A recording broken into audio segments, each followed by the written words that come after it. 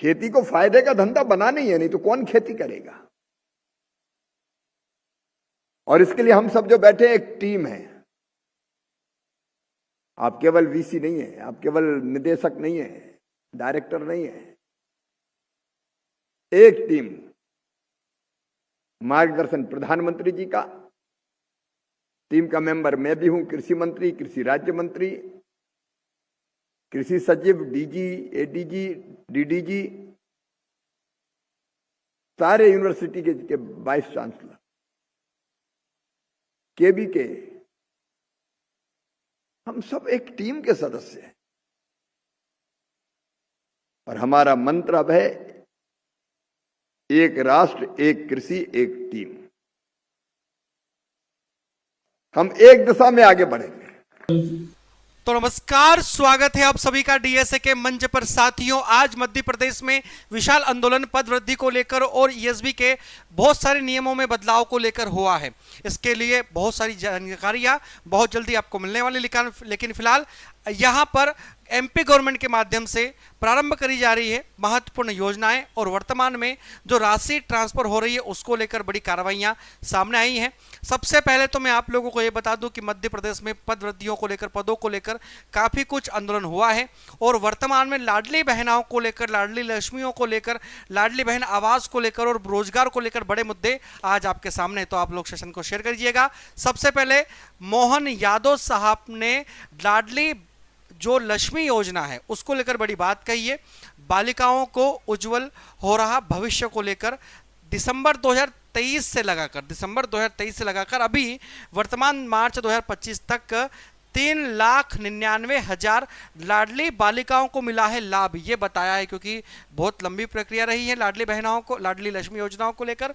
और 305 करोड़ रुपए की राशि छात्रवृत्ति के रूप में अभी तक बालिकाओं के अकाउंट में पहुंचाई गई है।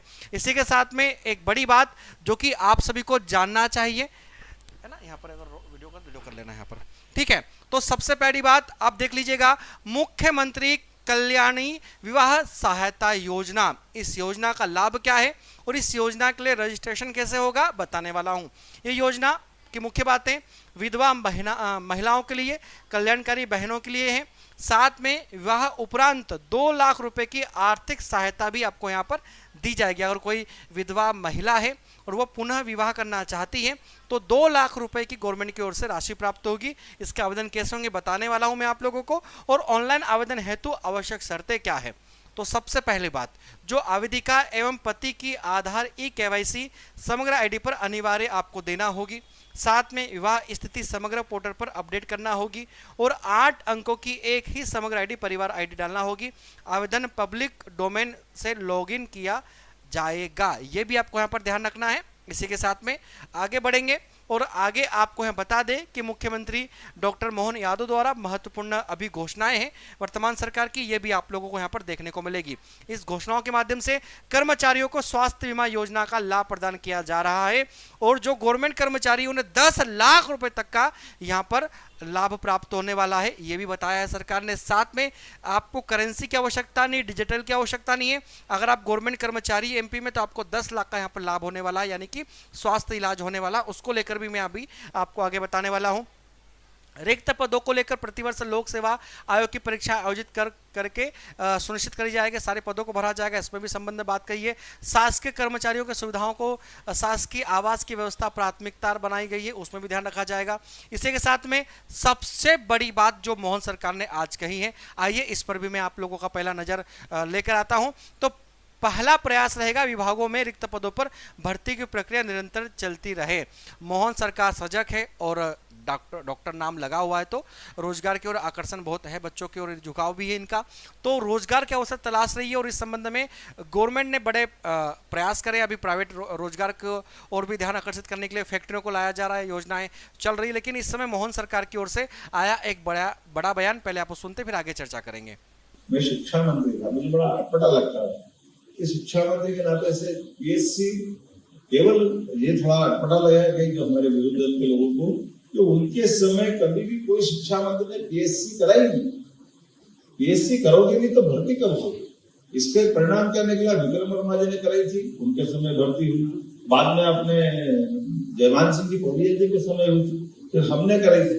फिर हमने कहा ये बीएससी कराने वाला कोई आए और नहीं करे तो उसी की बहुत सारे पद खाली होते जाते हैं, टैलेंट तो बच्चे रोज पढ़ते हैं, तो ऐसा क्यों होना चाहिए।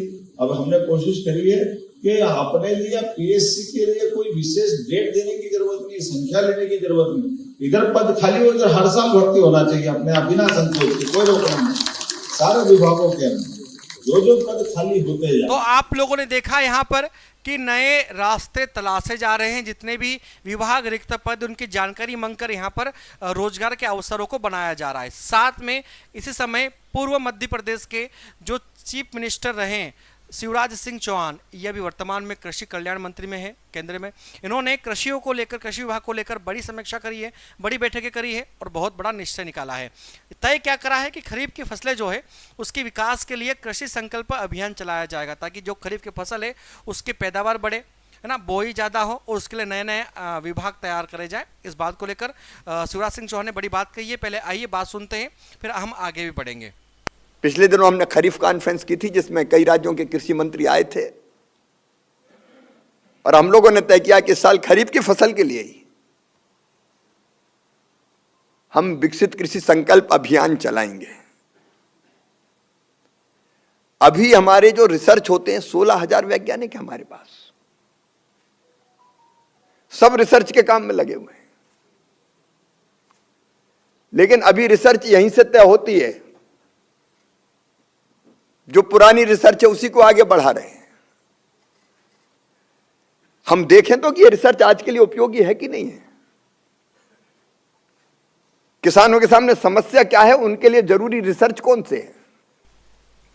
तो आप लोगों ने यहां पर सुना और साथ में मध्य प्रदेश गवर्नमेंट युवाओं के लिए, आकांक्षियों के लिए रोजगार तलाशने का प्रयास कर रही है और समय समय पर यहां पर समिट हो रहे, समय समय पर राज्यों के मुख्यमंत्रियों से बात हो रही है, अनेकों देशों का भ्रमण हो रहा है मतलब कि मोहन सरकार के माध्यम से, ताकि मध्य प्रदेश में रोजगार को बढ़ाया जाए, फैक्ट्रियां लाई जाए और धंधों को तैयार करा जाए, ताकि यहाँ पर हर वर्ग के युवाओं को रोजगार सही मायने में मिल सके। इस बात को ध्यान में रखते हुए मोहन सरकार ने बड़ी बात कही है कि हमारी सरकार ने रोजगार परक उद्योग धंधों की स्थापना के लिए अभियान भी चलाया है और इस बात को ध्यान में रखते हुए इनका एक बड़ा वीडियो वायरल हो रहा है। आइए वीडियो सुनते हैं।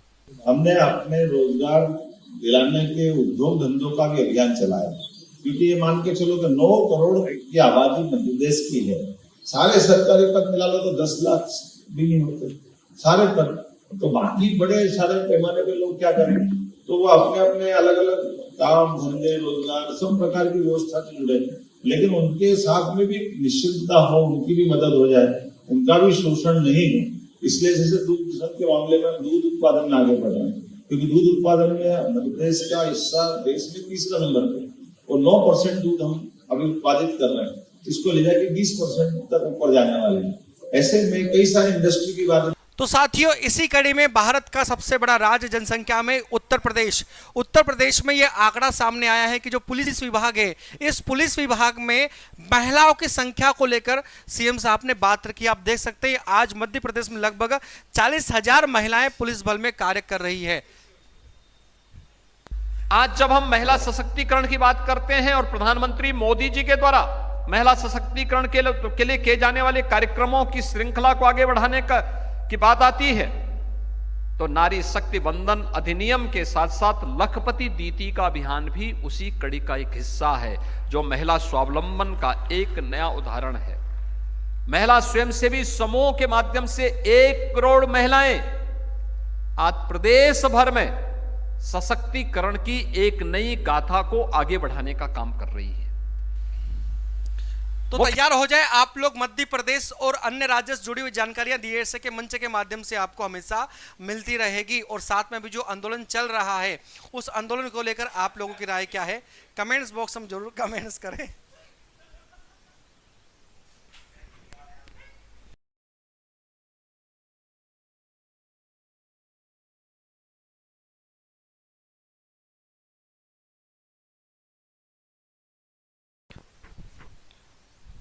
तो मध्य प्रदेश की और अपडेट पाने के लिए आप दीप्ति सिंह एकेडमी का एप्लीकेशन